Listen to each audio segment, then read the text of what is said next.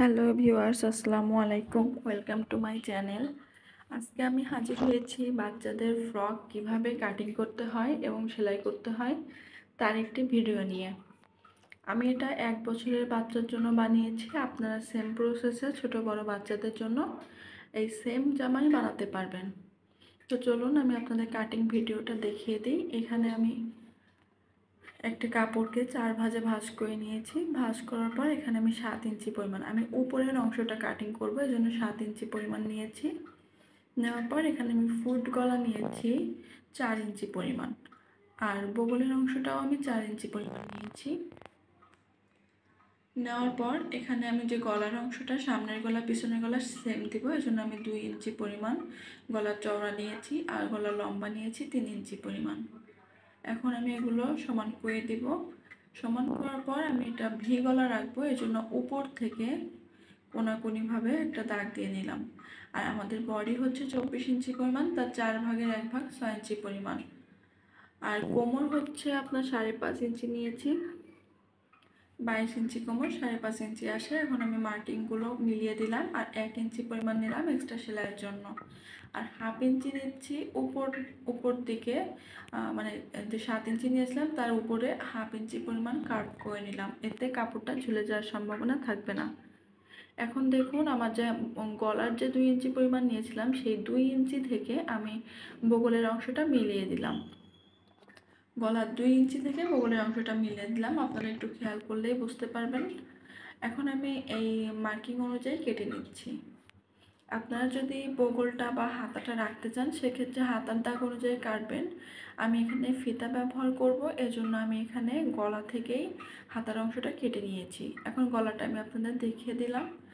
গলাটা আমার কমপ্লিট। এখন আমি এখানে যে পাইপিংটা ব্যবহার করব, সেই পাইপিংটাও কেটে দেখাবো। এর জন্য আমি প্রথমে কুচির অংশটা কেটে নিচ্ছি, আর কাপড়টা আমি 4 ভাঁজে রেখেছি। এখন আমি উপরের যে 6 ইঞ্চি বা 7 ইঞ্চি নিয়েছিলাম, সেই 7 ইঞ্চি পরিমাণ বাদ রেখে দেখুন লং 15 ইঞ্চি, সেই 15 ইঞ্চি নিচ্ছি। নেওয়ার পর আর 1 ইঞ্চি নিচ্ছি এক্সট্রা সেলাইয়ের জন্য। আমার এই অংশটা কাটিং করব, এটা আমি 2 পার্টে কাটিং করব। এটা প্রথমে 1 পার্ট কেটে নিচ্ছি, পরবর্তী পার্টটা এটা বসিয়েই কেটে নিব। সেমভাবেই আপনারা ছোট বড় বাচ্চাদের জামা বানাতে পারবেন। এজন্য আপনাদের মাপটা বা মেজারমেন্টটা শুধুমাত্র আলাদা হবে, প্রসেসটা একই হবে।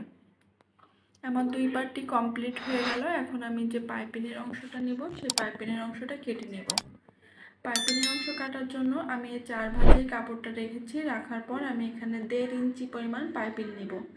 যেহেতু আমি চিকন পাইপিং ব্যবহার করব, এজন্য 1.5 ইঞ্চি পরিমাণ মার্কিং করে করে নিচ্ছি। আপনারা চাইলে 2 ইঞ্চি পরিমাণও নিতে পারেন।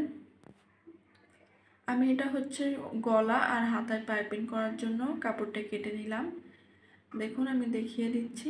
এরপর আমি কোমরের অংশে ফিতা ব্যবহার করব, যাতে কোমরটা লুজ বা ফিটিং যেটা বলেন সেটা করতে পারে। এজন্য আমি 1.5 ইঞ্চি পরিমাণই ফিতাটা কেটে নিচ্ছি। আমার কাটিংটা কমপ্লিট হয়ে গেল। এখন আমি আপনাদের বুঝিয়ে দিচ্ছি। উপরেরটা বডির অংশ, তারপর কুচির অংশ, আর ওগুলো হচ্ছে পাইপিংয়ের অংশ। আমি এবার ভিডিওটা সেলাইয়ের ভিডিও দেখাচ্ছি। এখানে আমি পাইপিংয়ের অংশ 2 ভাঁজে ভাঁজ করে এর উপরে সেলাই করে নিচ্ছি। আমার যে ভি গলাটা ছিল সেটা সেলাই করে নিচ্ছি। পাইপিংয়ের অংশটা আপনারা 1 ভাঁজে ভাঁজ করেও কাজটা করতে পারেন, তো আমি এখানে 2 ভাঁজে ভাঁজ করে কাজটা করছি, এতে কাজটা আরও বেশি সুবিধা হবে। আমার সেলাইটা করা হয়ে গেছে। এখন আমি এখানে ফোল্ড করে একটু পাইপিং বেশি রাখবো, আপনারা চাইলে সমান করেও দিতে পারেন। আমি হালকা একটু পাইপিং দেখা যাবে সেই মতো করে এখানে সেলাই করে নিচ্ছি। আমরা সব সময় এই সেমভাবে পাইপিং করব। বড়দের ছোটদের যত জামাই আপনি করতে চান এই সেমভাবে পাইপিং করবেন।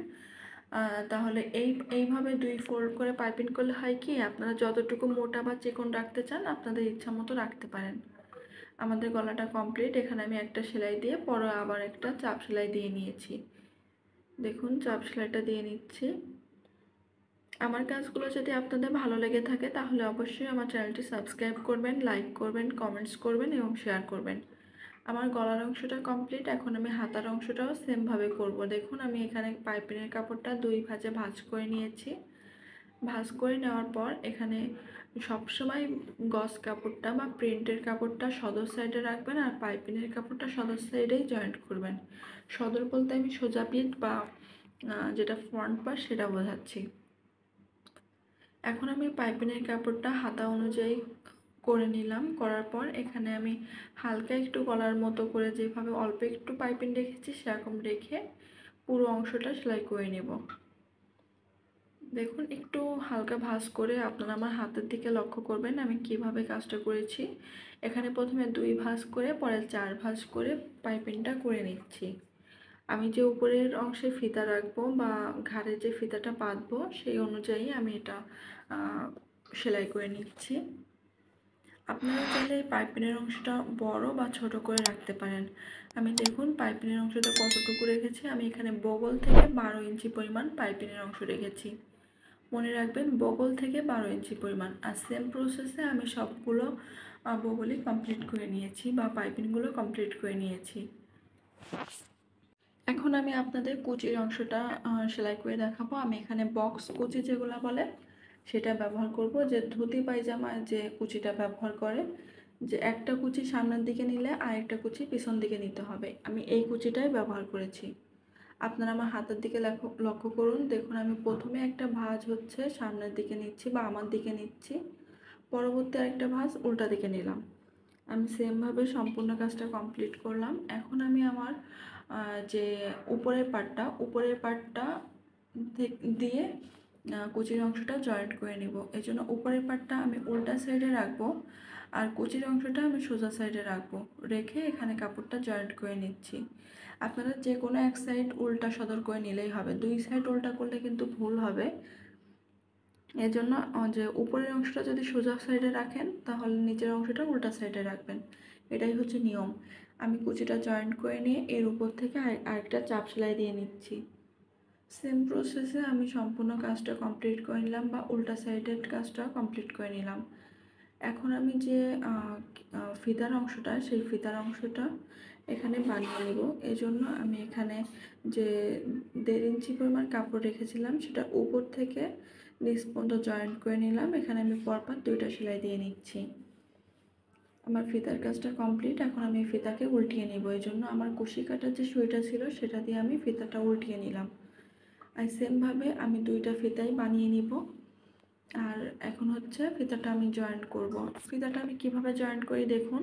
আমার যে বগলের সাইডটা ছিল বা যে উপরের পাটটা ছিল সেই উপরের পাটটা আমি উপর থেকে নিয়ে যে কোমরের অংশটা বা যেখানে জয়েন্ট করেছিলাম তার ভিতর থেকে ফিতার অংশটা দেব। ফিতার অংশটা দেওয়ার পর আমি পুরোটাই এইভাবে কমপ্লিট করে নিচ্ছি বা সেলাই করে নিচ্ছি। আবার আমি এটাকে উল্টিয়ে আবার ডাবল সেলাই করে নিচ্ছি যাতে খুলে যাওয়ার সম্ভাবনা না থাকে।